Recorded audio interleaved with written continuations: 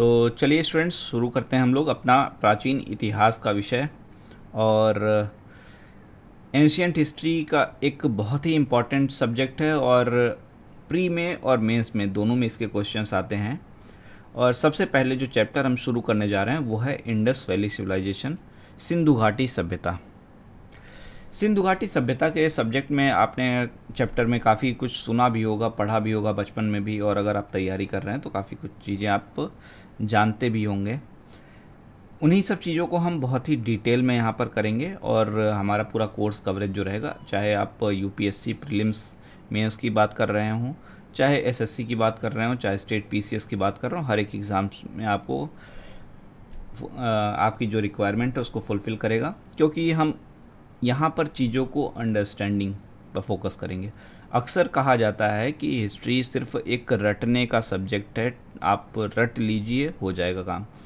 But आप यहाँ पर जब आज पढ़ेंगे और आगे पढ़ते रहेंगे तो आप देखेंगे कि हिस्ट्री जो है, इतिहास जो है, एक बहुत ही कनेक्टिंग टॉपिक है। और जितना आप एक साइंस जैसे सब्जेक्ट में आप चीज़ों को लॉजिक ढूंढ कर समझते हैं, वैसा ही यहाँ पर भी देखने को मिलता है। और आपको ना कोई डेट याद रखने की ज़रूरत पड़ेगी ना कुछ और, क्योंकि आप चीज़ों को जब समझ लेंगे तो आप अपने आप अंदाज़ा लगा लेंगे कि यहाँ पर ये अब होने वाला है, अब ये ऐसी तरह से होगा। ठीक है, तो चलिए शुरू करते हैं और अपना चैप्टर आगे बढ़ाते हैं और इंडस वैली सिविलाइजेशन के बारे में हम बात करते हैं। देखिए, अगर हम टाइम ड्यूरेशन की बात करते हैं हिस्ट्री में, तो हिस्ट्री में हम बेसिकली 3 टाइम डिविजन्स पर फोकस करते हैं। हमारा एक होता है प्री हिस्टोरिकल पीरियड, प्राग ऐतिहासिक काल, जिसका टाइम ड्यूरेशन 25 लाख से 10,000 बीसी तक माना जाता है। ठीक है, और उसके बाद में हमारा प्रोटो हिस्टोरिकल पीरियड यानी कि आद्य ऐतिहासिक काल आता है। और ऐतिहासिक काल हमारा आता है कब? 600 बीसी के बाद से। अब अलग अलग कैसे डिवीज़न है, क्वेश्चन तो ये बनता है कि इनको भाई अलग अलग डिवीज़न कैसे किया गया। तो इसके अलग अलग डिवीज़न के बारे में हम जानते हैं। सबसे पहले देखें कि जैसे प्री हिस्टोरिकल पीरियड जो है, उसमें सिर्फ आपको आर्कियोलॉजिकल यानी कि पुरातात्विक साक्ष्य अवेलेबल हैं। ठीक है, वहाँ पर आपको कोई भी लिटरेचर का साक्ष्य अवेलेबल नहीं है, सिर्फ आर्कियोलॉजिकल सोर्सेज ही आपके पास अवेलेबल हैं, लिटरेचर के कोई सोर्स अवेलेबल नहीं है। और इस कैटेगरी में हमारा जो टाइम ड्यूरेशन में हमारा जो पीरियड आता है वो आता है हमारा स्टोन एज। कौन सा आता है? स्टोन एज आता है।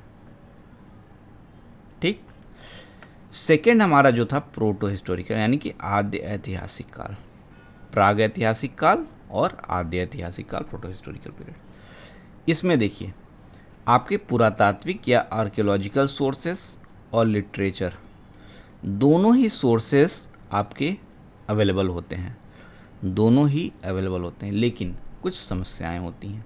समस्या क्या? देखिए, या तो लिटरेचर इस समय के पढ़े नहीं जा सके हैं, ठीक है, अवेलेबल तो हैं लेकिन पढ़े नहीं जा सके हैं। ठीक, दूसरा, ये आर्कियोलॉजिकल और लिटरेचर जो सोर्सेज हैं, ये एक दूसरे की बात को पूरी तरीके से सत्यापित प्रमाणित नहीं कर रहे थे। मतलब एक जो इसमें बातें कहीं निकल कर आती हैं आर्कियोलॉजिकल सोर्सेज से और लिटरेचर से जो बातें निकल कर आती हैं, ये एक दूसरे को पूरी तरीके से मतलब सत्यापित नहीं कर रही होती हैं कि हाँ, ये जो एविडेंस है वही ये भी कह रहा हो, ये जो है वही ये भी कह रहा हो। तो इस तरीके की जो बातें होती हैं वो एक दूसरे की पूरक नहीं होती हैं। ठीक है, तो ये हमारा क्या होता है, दोनों इस तरीके की जो बातें आती हैं वो हमारी आद्य ऐतिहासिक काल में आती हैं। तीसरा हमारा जो होता है वो हमारा होता है हिस्टोरिकल। ठीक है, हिस्टोरिकल में क्या है, आर्कियोलॉजिकल यानी कि पुरातात्विक और लिटरेचर दोनों ही हमारे साहित्यिक और पुरातात्विक साक्ष्य, हमारे पास एविडेंस अवेलेबल होते हैं और ये दोनों ही एक दूसरे को प्रमाणित भी कर रहे होते हैं। ये दोनों एक दूसरे के पूरक, मतलब जो बातें यहाँ से निकल कर आती हैं वही बातें यहाँ पर लिखी हुई होती हैं। तो ये हमारा हिस्टोरिकल पीरियड होता है। 10,000 बीसी से 600 बीसी तक का जो हमारा आद्य में डाला जाता है, फिर उसके बाद में हमारा हिस्टोरिकल में 600 बीसी के आगे तक का समय हमारा ये कंसीडर होता है हिस्टोरिकल पीरियड में। BC और AD के बारे में आप जानते हैं कि हम इंग्लिश कैलेंडर को फॉलो कर रहे हैं, तो जब ईसा मसीह का, जब जीसस का जन्म हुआ तो उसके बाद से हमारा 1-2 आता है। उससे पहले हमारा ईसवी के टाइम हमारा ये शुरू हो रहा है, उससे पहले हमारा BC चलता था, बिफोर क्राइस्ट। ठीक है, ये कोई बहुत बड़ी चीज़ नहीं है। वहीं पर अगर एक और क्वेश्चन जैसे मैं आपसे करूं कि हिस्ट्री क्या होता है, इतिहास क्या है, इतिहास क्या है, तो हिस्ट्री कुछ और नहीं, पास्ट में आपके जो भी घटनाएं इंसिडेंट हुए हों, पास्ट में आपके जो भी इंसिडेंट हुए हों, वो सभी हिस्ट्री का पार्ट होंगी। लेकिन उसके लिए कुछ एविडेंस भी होना चाहिए, कुछ प्रूफ होने चाहिए, कुछ प्रूफ होने चाहिए। सिर्फ बातों से काम नहीं चलेगा, ठीक है, सिर्फ बातें करने से बात नहीं होगी, आपको कुछ प्रूफ देना होगा, तभी आप कह सकेंगे कि वो हिस्ट्री का पार्ट होगा। इसीलिए आपको आर्कियोलॉजिकल और लिटरेचर सोर्सेज की हम जो बात कर रहे हैं, वो ये एविडेंस यानी कि प्रूफ देते हैं कि हाँ ये चीज़ हुई होगी, तभी उसको हम इतिहास का पार्ट मानते हैं। ठीक है, तभी हम उसको इतिहास का पार्ट मानते हैं। तो टाइम डिवीज़न के आधार पर हम इस तरीके से 3 टाइम डिवीज़न में डिवाइड करते हैं, प्री हिस्टोरिकल, प्रोटो हिस्टोरिकल और हिस्टोरिकल पीरियड। ठीक है, तो इसमें हमारा स्टोन एज आता है, जिसके बारे में हमको अभी जानने की ज़रूरत नहीं, बाद में हम इसकी क्लास लेंगे, क्योंकि ये UPSC वगैरह के सिलेबस में ज़्यादातर आप नहीं रह गया है। एक क्लास हम इसकी लेंगे जब हमारा पूरा ऑलमोस्ट कवर होने को आ जाएगा एंशिएंट हिस्ट्री, तो हम इसका एक क्लास ले लेंगे, कोई बहुत बड़ी चीज़ नहीं है ये। ठीक है, हम जो फोकस करने जा रहे हैं वो हम प्रोटो हिस्टोरिकल पीरियड से करने जा रहे हैं, जिसमें हमारे 2 कंसीडर होते हैं। कौन कौन से? एक हमारा इंडस वैली सिविलाइजेशन और वैदिक पीरियड। ठीक है, इंडस वैली सिविलाइजेशन और वैदिक पीरियड, इसमें बहुत सारी चीज़ें, राइटअप आपको सब कुछ मिल जाएगा, लेकिन सिर्फ राइटअप पढ़ने से नहीं होता है ना, इसलिए हम लोग आपको समझाते हुए चीज़ों को चलेंगे। ठीक है, सिर्फ क्योंकि राइटअप तो हम आपको दे दें तो आपको पास बुक में भी अवेलेबल है। राइटअप देने का रीज़न ये है कि आप चीज़ों को समझने के बाद यहाँ से पढ़ सकें। ठीक है, प्रोटो हिस्टोरिकल पीरियड की अगर हम जैसे बात करते हैं, तो हमारा इसमें जो आते हैं Indus Valley Civilisation and Sindhu घाटी सभ्यता,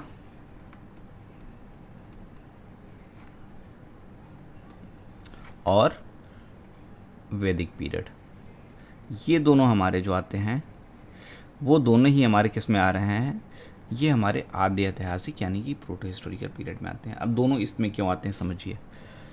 इसका एक कारण ये है कि इसके भी आर्कियोलॉजिकल और लिटरेचर साक्ष्य अवेलेबल हैं, एविडेंस अवेलेबल हैं, और इसके भी अवेलेबल हैं, लेकिन दोनों में कुछ समस्याएं हैं, दोनों में कुछ समस्याएं हैं। समस्या क्या है?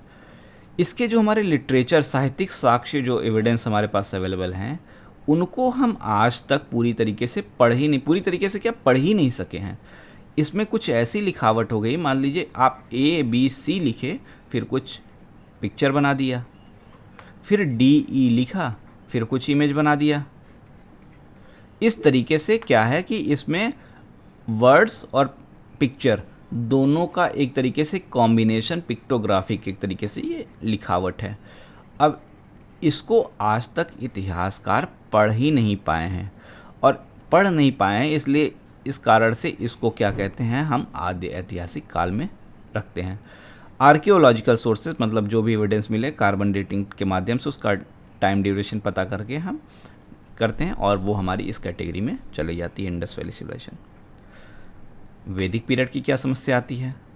वैदिक पीरियड में लिटरेचर तो आपको खूब मिलते हैं, वेदों के विषय में आप जानते हैं, उपनिषद के विषय में आप जानते हैं, ठीक है, वेदांग के विषय में आप जानते हैं, लेकिन आर्कियोलॉजिकल सोर्सेज जो हमारे मिल रहे होते हैं वो पूरी तरीके से इस लिटरेचर को प्रमाणित नहीं कर रहे होते हैं। ठीक है, तो इस कारण से हमारा जो ये दोनों ड्यूरेशन है, सिंधु घाटी सभ्यता और वैदिक ड्यूरेशन को प्रोटो हिस्टोरिकल यानी कि आद्य ऐतिहासिक काल में रखते हैं। सिंधु घाटी में दोनों सोर्सेस हमारे अवेलेबल तो हैं, सोर्सेस अवेलेबल हैं, बट हमारे साथ समस्या क्या है कि जो रिटन एविडेंस है उनको पढ़ा नहीं जा सका है, और यहाँ पर दोनों उपलब्ध तो हैं, बट दोनों एक दूसरे के लिए प्रमाणित नहीं कर रहे होते हैं, क्योंकि जो आर्कियोलॉजिकल हैं वो लिटरेचर के अकॉर्डिंग हमको नहीं मिल रहे होते हैं। ठीक है, तो इन्हीं दोनों पर हमारा पहला टाइम ड्यूरेशन रहेगा, जिस पे से हमारी लगभग 5 से 6 लेक्चर हमारे इस पे जाएंगे, और वैदिक पीरियड पे हमारे लगभग 10 लेक्चर जाएंगे, ठीक है, 8 से 10 लेक्चर तो जाएंगे क्योंकि बहुत ही लंबा और इम्पॉर्टेंट चैप्टर है, ठीक है। तो चलिए शुरू करते हैं और जानते हैं इंडस वैली सिविलाइजेशन के विषय में, जिसमें हमको क्या क्या चीज़ें पढ़नी है। सबसे पहले तो ये समझना होगा सोर्स,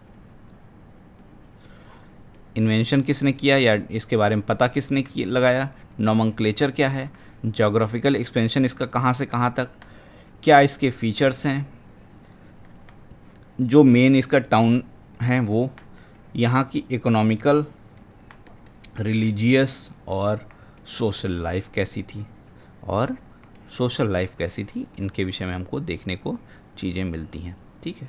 तो एक एक करके हम इन चीज़ों को समझते हैं और जानते हैं। आपको राइटअप सब मिल जाएगा, आप वहाँ से पढ़िएगा, अभी आप समझने पे फोकस करिए, ठीक है। देखिए, इंडस वैली सिविलाइजेशन की जहाँ तक हम बात करते हैं, एक चीज़ तो हमको पता है कि सिर्फ इसके क्या हैं, आर्कियोलॉजिकल सोर्सेज हैं। तो सोर्सेज की जब हम बात करते हैं तो सिर्फ हम आर्कियोलॉजिकल सोर्स इसके अवेलेबल हैं, पुरातात्विक साक्ष्य, पुरातात्विक एविडेंस हमारे अवेलेबल हैं इसके। तो कई बार क्वेश्चन इसके ये पूछा जाता है कि कौन कौन से सोर्सेज, कौन कौन से एविडेंसेस इसके अवेलेबल हैं इंडस वैली सिविलाइजेशन के। तो आर्कियोलॉजिकल या पुरातात्विक साक्ष्य ही सिर्फ उपलब्ध हैं आपके पास, दूसरे लिखित साक्ष्य हैं पर पढ़े नहीं जा सके हैं। क्यों? क्योंकि इनकी पिक्टोग्राफिक लिखावट है, पिक्टोग्राफिक भाव चित्रात्मक। और ख़ास बात एक और है, भाव चित्रात्मक तो है ही, एक लाइन इनकी लेफ़्ट टू राइट है तो दूसरी लाइन राइट टू लेफ़्ट है। तो लिखावट पहले बाएं से दाएं फिर दाएं से बाएं, इस कारण भी इसको पढ़ने में समस्या है। और इस लिपि को हम गोमूत्रिका लिपि का नाम देते हैं। इस लिपि को हम किस नाम से जानते हैं?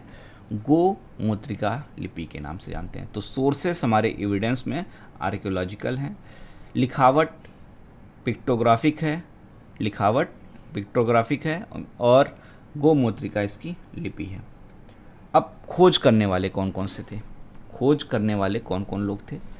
इसमें 3 नाम इम्पॉर्टेंट है जो आपको याद रखने हैं। कौन कौन से? चार्ल्स मेसन, अलेक्जेंडर कनिंघम और John Marshall. Charles mason, Alexander Cunningham और जॉन मार्शल, ठीक है। देखिए, सबसे पहले जैसा आप टाइम ड्यूरेशन में यहाँ पर देख भी पा रहे हैं, 1826 ईस्वी में, 1826 में, 1826 में ये एक एक्सपर्ट थे, आर्कियोलॉजी के एक्सपर्ट थे, ठीक है। और लाहौर से अमृतसर की तरफ आ रहे थे। तो रात के टाइम पे इनका रावी नदी के तट पर, रावी रिवर के तट पर इनको लोग का रहने का बंदोबस्त हुआ टेंट वेंट में, और इनको सोने के लिए कहा गया। लेकिन इनको नींद नहीं आ रही थी, तो ये थोड़ा सा सोचे कि बाहर टहल लेते हैं। जब ये बाहर टहलने निकले तो रावी नदी में इनको कुछ आइटम्स, मतलब कुछ बर्तन वगैरह, कुछ और इस तरह की चीज़ें इनको टहलती हुई देखते हुए मिलती, बहती हुई मिली, फ्लोटिंग करते हुए। तो इनको लगा कि यार ये सब चीज़ें अभी की तो नहीं, क्योंकि ये एक पुरातत्व विद्वान वेत्ता थे। तो इससे पहले कि ये उनको समझ पाते, कुछ जान पाते, तब तक इनको लोगों ने बुला लिया कि चलो यार सो जाओ, बाहर इस तरह से टहलना ठीक नहीं है। तो ये कहा ठीक है चलते हैं। चले गए। इन्होंने अपनी एक डायरी वायरी में लिख लिया कि हाँ ये चीज़ यहाँ पर हो सकती है। बस इन्होंने एक अनुमान लगाया, उससे अधिक कुछ नहीं किया। 1826 के बाद में फिर अलेक्जेंडर कनिंघम 1861 में भारत पहुंचते हैं, जिनको भारत में फादर ऑफ इंडियन आर्कियोलॉजी कहा जाता है। भारतीय पुरातत्व विभाग की स्थापना का श्रेय भी इनको ही जाता है 1861 में, ठीक है। इन्होंने भी प्रयास किया कि खोज करते हैं, शायद कुछ हो। अगर चार्ल्स मेसन जी ने अनुमान लगाया था तो हो सकता है कुछ हो, लेकिन इनके अंदर पेशेंस नहीं था, समझिए। और ये खोज तो इन्होंने की लेकिन सफल नहीं हो सके। तो चार्ल्स मेसन भी आए, अनुमान लगा के चले गए। अलेक्जेंडर कनिंघम प्रयास किया पर सफल नहीं हुए। अब जॉन मार्शल आते हैं। एक तरीके से चार्ल्स मेसन को आप दादाजी समझ लीजिए, अलेक्जेंडर कनिंघम को पिताजी, जॉन मार्शल को आप बेटा समझ लीजिए। बेटे को लगता है कि भाई दादाजी और पिताजी प्रयास तो कर रहे थे लेकिन सफल नहीं हुए, तो इनके प्रयासों को मैं सफल करूँगा। इन्होंने क्या किया, यहाँ के भारतीय एक पुरातत्व विद्वान वेत्ता थे जॉन मार्शल, उनको लिया साथ में और कहे चलो यार चलते हैं हम लोग देखते हैं। चल दिए दोनों लोग और पहुँचे कहाँ पर? लाहौर के पास में एक हड़प्पा नामक स्थान पर एक पहुँचते हैं। ये आधुनिक पाकिस्तान के हड़प्पा नामक स्थान पर ही, पंजाब प्रोविंस में वहाँ पर पड़ता है। पहुँचते हैं और वहाँ पर ये उत्खनन का कार्य शुरू करते हैं। और जब उत्खनन के कार्य इन्होंने शुरू किए तो वहाँ पर इनको बहुत सारी चीज़ें मिलनी शुरू होती हैं, और फिर इसका इन्होंने कार्बन डेटिंग के माध्यम से उसका पूरी स्टडी की और चीज़ों को पता लगाया, तो पता चला कि हाँ यहाँ पर तो बहुत सारी चीज़ें और सब ऑलमोस्ट एक ही टाइम ड्यूरेशन की हैं। तो इस तरीके से जो काम चार्ल्स मेसन और अलेक्जेंडर कनिंघम नहीं कर सके थे उसको जॉन मार्शल ने 1921 में किया, और इन्होंने सफलता की इंडस वैली सिविलाइजेशन की खोज करने की। अगर आपसे किया प्रयास पूछा जाए कि किसने सर्वप्रथम खोजा, तो जॉन मार्शल ने। प्रयास किसने किया, अनुमान किसने प्रयास अलेक्जेंडर कनिंघम ने किया, अनुमान चार्ल्स मेसन ने लगाया, लेकिन खोज किसने की, जॉन मार्शल ने। कब की, 1921 में।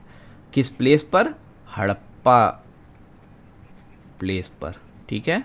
तो इस तरीके से हड़प्पा में। अब यहाँ पर मिल गया तो थोड़ा सा कॉन्फिडेंस बढ़ा तो उसके बाद दूसरे जगहों पे 1922 में मोहनजोदड़ो में खोज किया, वहाँ भी मिला। फिर धीरे धीरे कई स्थानों पर खोज करते चले गए और इनको मिलते गए। तब इन लोग को ये समझ में आया कि ये एक बहुत बड़ी सिविलाइजेशन थी जहाँ पर लोग रहते थे, ठीक है। तो इस तरीके से कई नगरों के बारे में यहाँ पर पता चलता है, जिसकी खोज के विषय में शुरुआती श्रेय इन्हीं 3 महात्माओं को जाता है या व्यक्तियों को जाता है, ठीक है। तो इस तरीके से पता चलता है इनके विषय में।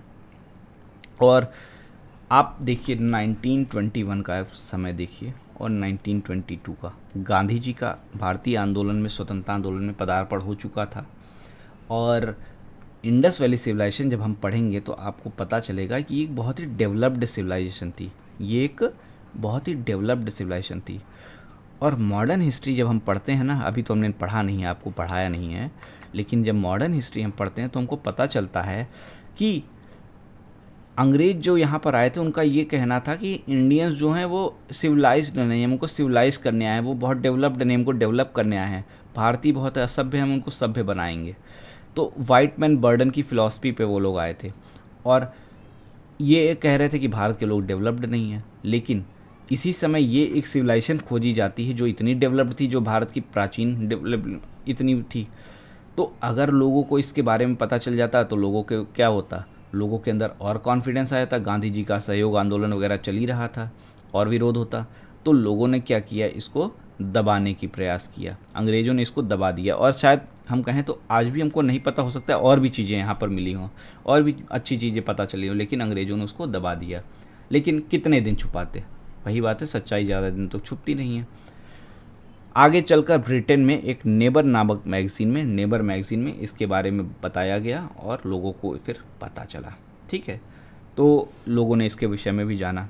1922 में ही जॉन मार्शल ने राखालदास बनर्जी के सहायता से मोहनजोदड़ो की खोज की और आज तक लगभग 4000 प्लेसेस ऐसे खोजे जा चुके हैं। लेकिन हालांकि माना जाता है कि उसमें से 128 ही इंडस वैली सिविलाइजेशन के टाइम के हैं, इंडस वैली सिविलाइजेशन के टाइम के इतने ही इसमें से हैं, ठीक है। तो ये हमको यहाँ इस समय पता चलता है। अब देखिए, जैसे कि अभी हमने आपसे कहा कि उस समय भारत में किसका शासन चल रहा था, अंग्रेज़ों का। और ये एक बहुत ही डेवलप्ड सिविलाइजेशन थी। टाउनशिप वगैरह आप देखेंगे तो पढ़ेंगे और यहाँ के कल्चर के विषय में, तो आप देखेंगे कि आज की चीज़ों से मिलती जुलती हैं पूरी तरीके से। तो अंग्रेज़ों का एक तो फंडा था कि भारतीयों को किसी तरह से कॉन्फिडेंस ना आने पाए, नहीं तो ये और विरोध करेंगे। तो इसके संबंध में अंग्रेज जो इतिहासकार थे उनके अपने मत थे। उन्होंने कहा कि ये कोई भारत की सिविलाइजेशन वगैरह नहीं थी, ये दूसरी जो समकालीन सिविलाइजेशन वगैरह थी, जैसे मेसोपोटामिया की हो गई, इजिप्ट की हो गई, वहाँ से ये सिविलाइजेशन डेवलप हुई और वहाँ से यहाँ पर आ गई थी। यहाँ के लोग इतने कोई डेवलप्ड नहीं थे। लेकिन इसका विरोध कौन करते हैं, इसका विरोध हमारे यहाँ के इतिहासकार करते हैं। और उनका कहना है कि भाई आप लोग ये जो कह रहे हो, इतने दिनों से उटपटांग चीज़ें बताते हो, ऐसा कुछ नहीं है, ये हमारे यहाँ की सिविलाइजेशन है, हमारे यहाँ ही हुई है, इसकी इंडिजिनस यानी कि स्वदेशी उत्पत्ति हुई है। तो आपसे कई बार एग्ज़ाम में ये क्वेश्चन पूछा जाता है कि किन्होंने स्वदेशी कहा है, भारत से कहा है, किन्होंने फॉरेन कहा है या अदर सिविलाइजेशन से कहा है। तो आप याद रखिएगा, जॉन मार्शल जिन्होंने खोज की थी उन्होंने सबसे पहले कहा कि हाँ भारत की है। अमलानंद घोष और एन जी मजूमदार, इन्होंने कहा कि भारत में ही इस सिविलाइजेशन की खोज हुई। ये जो खोज है भारत की ही है, ये यहीं की सिविलाइजेशन है, यहीं पर डेवलप्ड हुई है। और इन्होंने बताया कि ये एकदम से नहीं हुई है, लंबे टाइम ड्यूरेशन में इसका डेवलपमेंट हुआ है। वहीं पर इंडस वैली सिविलाइजेशन की समकालीन जो सभ्यताएं और थी, मेसोपोटामिया से J.H. मैके, विलर और क्रेमर, इनका ये मानना था कि भैया ये यहाँ की नहीं है, ये क्या है, मेसोपोटामिया के से आई हुई सभ्यता है, ये मेसोपोटामिया से आई हुई सभ्यता है। उसके वहाँ पे जो सभ्यता थी वहीं के लोग यहाँ पर आके बस गए हैं, या उनके विचार यहाँ पर आए, इससे ये डेवलप हुई है। ठीक है। मैके ने क्या कहा, ये जो मैके साहब थे, इन्होंने कहा मेसोपोटामिया यानी कि जिसको सुमेर के नाम से भी जानते हैं, वहाँ के लोग यहाँ पर आ गए और यहाँ पर रहना शुरू कर दिया, इस तरीके से यहाँ की डेवलपमेंट हुआ। ठीक है, मैके ने ये कहा। जबकि गार्डन और क्रेमर ने क्या कहा, इन्होंने कहा कि लोग नहीं आए थे, चूँकि ट्रेड होता था थोड़ा बहुत, इसलिए क्या हुआ, ट्रेड की तलाश में लोग यहाँ पर आए, उनके थॉट प्रोसेस यहाँ पर पहुँचे और उनके प्रभाव में यहाँ के लोग भी कल्चरल डाइवर्सिटी से आदान प्रदान हुआ और यहाँ के लोगों का डेवलपमेंट हुआ। ठीक है, तो इस तरीके से इन लोगों का ये था। गार्डन क्रेमर का मानना था विचारों का आदान प्रदान हुआ, और मैके तो कहते थे कि वहीं के लोग ही आ गए, लेकिन ये अंग्रेज थे तो भारतीयों को बता नहीं सकते थे कि भारत डेवलप्ड थे, इनकी एक कहानी थी। लेकिन जब भारत आगे चलकर भारतीय जो इतिहासकार जैसे रत्नाकर वगैरह जो आए, उन्होंने कहा कि ये इंडस और मेसोपोटामिया के बीच व्यापार तो था, इसने व्यापार ने भूमिका तो निभाई, लेकिन बहुत ऐसा नहीं है कि इसकी वजह से यहाँ का डेवलपमेंट हुआ है। और डेवलपमेंट यहीं का है, हालांकि आप कह सकते हैं कि ट्रेड था तो कल्चरल डाइवर्सिटी थोड़ी बहुत हो सकती है, ये आप कह सकते हैं। और D.K. चक्रवर्ती एक और इतिहासकार थे, इन्होंने कहा ठीक है आप जो कह रहे हैं कि ट्रेड का प्रभाव, लेकिन मैं तो कहता हूँ कि ट्रेड की वजह से भी कल्चरल बहुत ज़्यादा नहीं हुआ होगा, क्योंकि ट्रेड जो था वो अप्रत्यक्ष था, सी रूट से होता था और डायरेक्ट यहाँ तक नहीं जाता था। बहरीन वगैरह हम आगे पढ़ेंगे इनकी जगह, तो वहाँ पर इस तरीके से रेड सी से होते हुए यहाँ पर ट्रेड होता था, एकदम से वहाँ पे लोगों का आना जाना नहीं होता था, बीच में रुकना होता था। तो इस तरीके से प्रभाव उतना ज़्यादा नहीं जितना आप बता रहे हैं। तो कुल मिलाकर आपको याद क्या रखना है कि मैके, विलर और क्रेमर, ये भाई साहब जो लोग थे, इनका मानना था कि अदर्स, जबकि जॉन मार्शल और कौन, अम्लानंद और कौन, उसके बाद रत्नाकर और चक्रवर्ती, इन लोग का मानना था कि ये स्वदेशी थी। तो कभी अगर इस तरीके के आ जाए कि कहाँ की थी मैच कराने के लिए, तो आप इसको गलत मत करिएगा। ठीक है, अब वही बात हुई भाई नामक्लेचर क्या रखे हैं। जैसे अभी तो आप इंडस वैली सिविलाइजेशन कह रहे हैं, लेकिन जिस समय ये आई होगी, बच्चा जिसमें पैदा ही हुआ, अब बच्चे का कुछ तो नाम रखना पड़ेगा ना, तो बच्चे का नाम कैसे रखा जाए, बड़ी समस्या थी। तो लोगों का इसमें दिक्कत की क्या बात है, सबसे पहले हड़प्पा नामक प्लेस पे तो खोज हुई है, रख दो हड़प्पन सिविलाइजेशन नाम। सबने कहा बात तो ठीक है, रख देते हैं, तो सबसे पहला नाम हड़प्पन सिविलाइजेशन रख दिया गया। लेकिन बाद में क्या हुआ, और भी टाउनशिप मिलने लगे। ठीक है, और भी टाउनशिप मिलने लगे, चुन्नू के साथ मुन्नू भी आ गए, मुन्नू के साथ टुन्नू भी आ गए, तो मतलब कई सारे नगर मिलने लगे थे। मोहनजोदड़ो मिलने लगा, लोथल मिलने लगा, बहुत सारे नगर मिलने लगे। तो लोगों ने कहा हड़प्पा कोई केवल पॉपुलर करोगे, बाकी लोगों का कोई क्या दोष है भैया, उनको क्यों पीछे रखे हुए हो।